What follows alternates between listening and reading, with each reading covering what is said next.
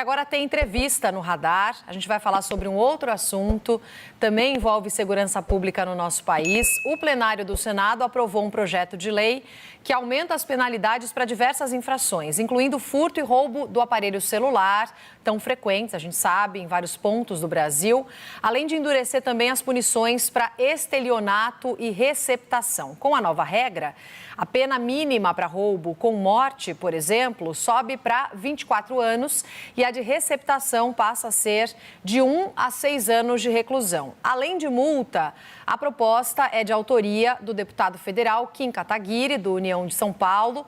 Sobre esse projeto, nós conversamos agora com Kim Kataguiri, está ao vivo com a gente. O deputado faz a gentileza de nos atender aqui no SBT News. Deputado, bem-vindo. Bom dia, quase boa tarde. A gente sabe que segurança pública está no centro das preocupações dos eleitores. A gente teve mais uma pesquisa reforçando isso nessa manhã. O texto que volta para a Câmara, né, do projeto que o senhor apresentou em 2023, define aumento de penas para alguns crimes, entre eles roubos de celular. Qual que é a expectativa agora no texto, na Câmara? Quais os pontos mais relevantes nessa discussão? Bom dia. Primeiro, o prazer estar aqui. Minha primeira vez no SBT News. Acho que a expectativa que a gente tem, primeiro, é de pautar rapidamente.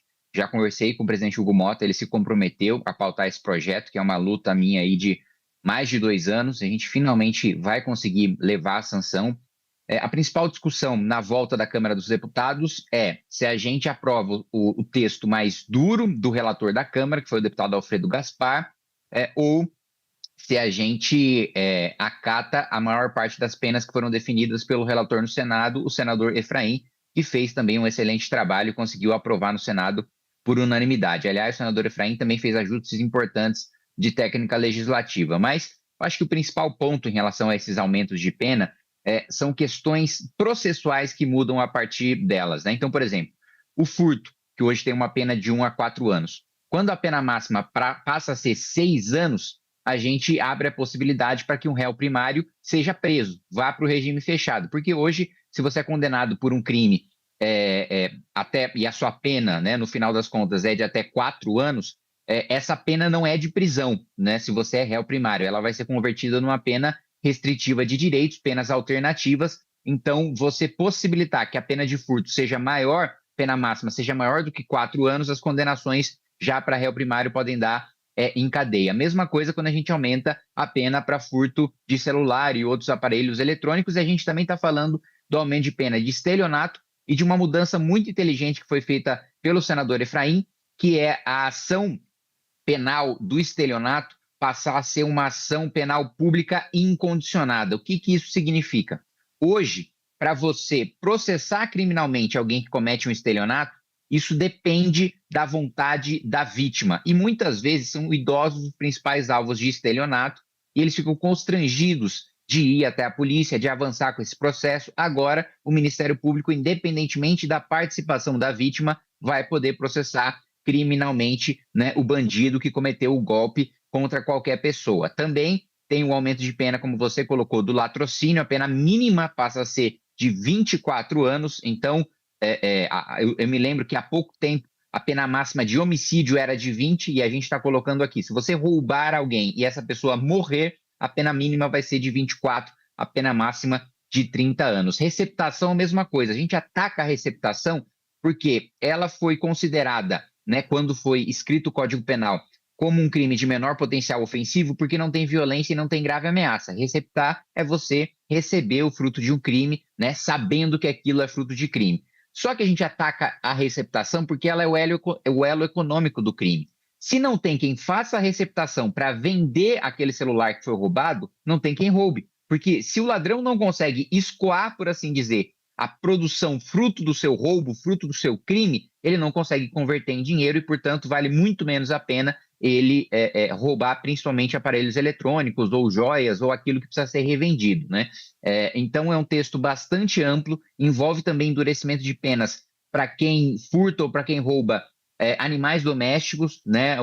Aquele animal de estimação, o pet, o cachorro, o gato, que a gente sabe que tem um valor muito maior do que uma coisa qualquer e, portanto, a gente tem esse agravamento de pena. Me lembro que foi uma demanda muito importante da bancada em defesa dos animais na Câmara dos Deputados, do delegado Bruno Lima, do delegado Matheus Laiola,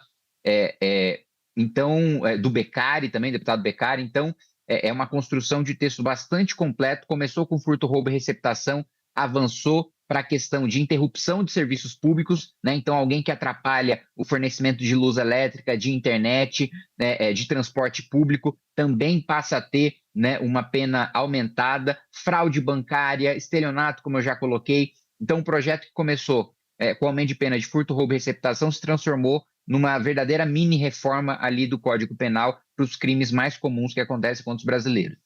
Deputado, só fazer aqui uma correção, né? Te apresentei como deputado pela União Brasil e o senhor mudou desde o último dia 6 para o partido Missão. Feita aqui a correção, chamo os nossos analistas também para a entrevista.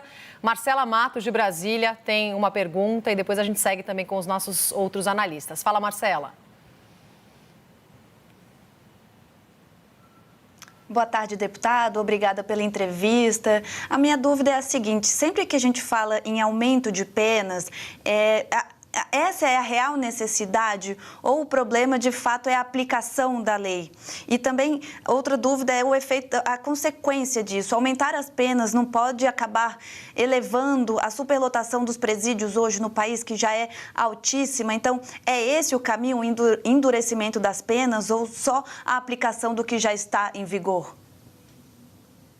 Não, porque a aplicação do que já está em vigor é frouxo. A gente tem tantos benefícios processuais que, como eu disse para você, diferente de um país desenvolvido, que se está escrito que é 1 ano de cadeia, a pessoa fica 1 ano presa. Se está escrito que são 4 anos de cadeia, a pessoa fica 4 anos presa.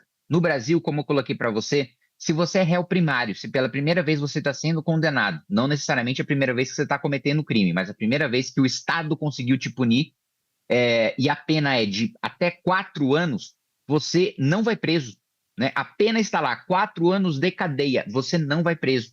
Né? Então, o aumento de pena não é apenas a pessoa ficar mais tempo na cadeia, é uma decisão certa se a pessoa vai ser presa ou não vai ser presa por causa dos nossos benefícios processuais, da conversão da pena privativa de liberdade em pena restritiva de direitos. Então, a pessoa vai ter que assistir palestra, vai andar com tornozeleira, né? Vai cumprir no regime semiaberto, no regime aberto, vai ter que ficar em casa à noite e aos finais de semana, em vez de ir para a cadeia. Então, a gente está falando de, não é só uma mudança de um aumento de pena em abstrato. A gente está falando de, na prática, a diferença entre a pessoa ir para a cadeia ou não ir para a cadeia, porque aqui não existe o cumprimento integral de pena. Outro aspecto que você colocou sobre superlotação de presídios, essa é uma analogia que eu faço. Quando falta leito no SUS, a gente não joga quem está internado fora porque está lotado. A gente cria novos hospitais. Da mesma maneira, se tem presídio lotado, precisa construir mais presídio.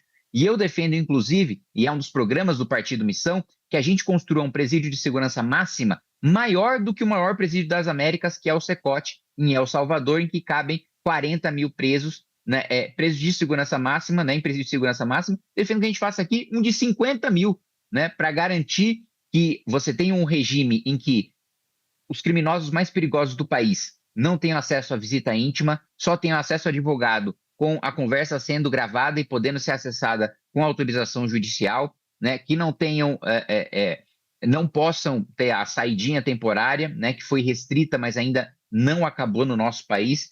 Então, na minha avaliação, né, o fato da gente prender muito é porque a gente solta muito, e boa parte dos criminosos são reincidentes. E veja, a nossa segurança pública está no nível de amadorismo tão grande que eu fiz um requerimento de informação para o Ministério da Justiça para perguntar quantos dos presos são reincidentes. Sabe qual foi a resposta do Ministério da Justiça? Não sei. A gente não sabe nem o perfil dos presos do nosso país. Quanto menos ter os dados para a gente saber onde os presídios precisam ser construídos, qual é o nível de segurança que esses presídios precisam ter, qual que é o regime de cada um desses presos. Então, a gente vive realmente uma situação muito difícil no nosso país, considerando também que há não muito tempo a gente teve pela primeira vez na história do Brasil a fuga de um presídio federal, né? Importante a gente pontuar, né? Vários especialistas têm ressaltado sobre o Cecote em El Salvador, aí problemas de direitos humanos, tem vários questionamentos de como isso poderia ser feito aqui no nosso país. Mas vamos continuar a conversa agora com pergunta da nossa analista, aliás, do nosso Eduardo Gayer. Fala, Gayer.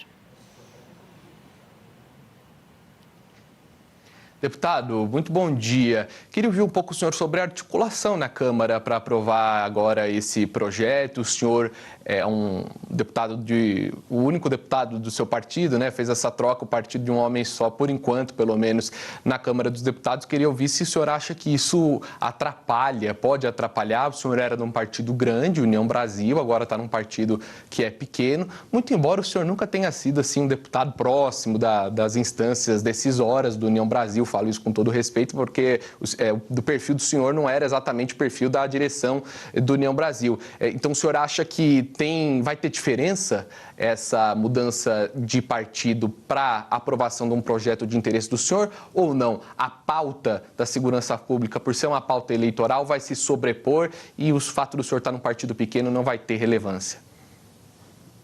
Olha, tem mudança sim, né? Mudança para melhor, porque agora eu participo do Colégio de Líderes, né? Agora eu participo da formação da pauta. Eu sempre fui um deputado independente do União Brasil, votei da maneira que quis, inclusive contra a orientação do partido, discursei da maneira que quis, inclusive contra a orientação do partido, e construí maioria e consegui pautar esse projeto, mesmo sendo independente, mesmo não sendo líder, né? E mesmo não estando alinhado com a direção do partido. Então, da mesma maneira com que eu consegui construir isso, tanto na Câmara como no Senado, que é raríssimo um deputado conseguir fazer uma construção no plenário da Câmara e no Senado, da mesma maneira como eu coloquei no início da nossa conversa, já conversei com o presidente Hugo Motta, já tenho um compromisso de que será pautado, eu tenho a garantia para você, pelo menos 350 votos, pode anotar, pode recortar esse vídeo, nós teremos na aprovação desse projeto. Agora, eu não posso deixar de me manifestar em relação ao que foi colocado de violação de direitos humanos no SECOT. Eu devo lembrar que são presos ali faccionados, são presos pessoas que não reconhecem a legitimidade do Estado, da Constituição,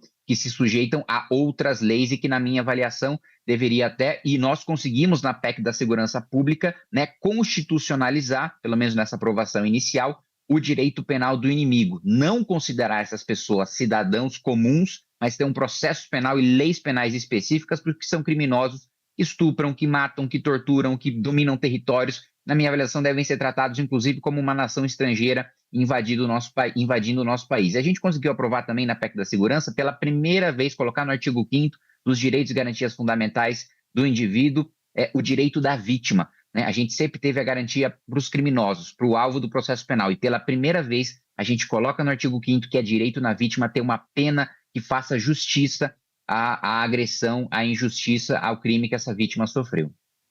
Vitória Bel chega na conversa.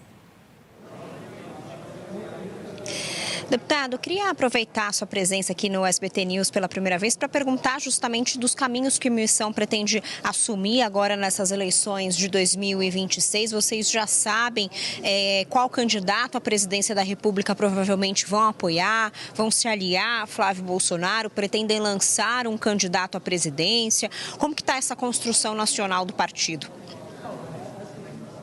Nós temos pré-candidato à presidência da República, que é o Renan Santos. Não existe a menor chance da gente apoiar Flávio Bolsonaro, ainda mais considerando o histórico de crimes que o senador tem e o histórico de frouxidão de enfrentamento aos abusos do Supremo Tribunal Federal, né? Com o próprio pai preso pelo ministro Alexandre de Moraes durante anos, ele sequer assinou o pedido de impeachment e só foi assinar agora em ano eleitoral. Ele foi o responsável por a gente não investigar os crimes cometidos por ministros do Supremo. Tudo que a gente está vendo agora de Banco Master, de palestras, de contratos milionários de esposas de ministros, tudo isso poderia ter sido desvendado em outros casos, em outros escândalos, se o senador Flávio Bolsonaro não tivesse barrado a CPMI da Lava Toga. Então nós temos o nosso pré-candidato à presidência da República, o Renan Santos, que defende a declaração de guerra ao crime organizado, que defende que a gente prenda as lideranças do Comando Vermelho, do PCC, e se elas resistirem no momento da operação, que elas sejam mortas pela Polícia Militar com auxílio de equipamentos e de pessoal das Forças Armadas, e também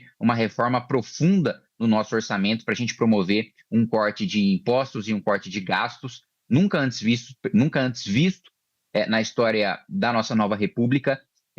Então a gente tem com muita firmeza o projeto do nosso partido, inclusive consolidado em todas as áreas, né, em permanente discussão, mas já com as suas diretrizes iniciais postas, né, em defesa, em infraestrutura, em segurança pública, em saúde, em educação, em meio ambiente, que está presente no que a gente chama do nosso livro amarelo, que é o programa do partido, que carrega debaixo do braço desde o militante, o candidato a vereador, até o nosso pré-candidato à presidência da República. Deputado Kim, obrigada pela conversa aqui com a nossa equipe do SBT News. Um bom trabalho para o senhor e até uma próxima. Eu que agradeço, prazer estar aqui, um excelente trabalho para vocês.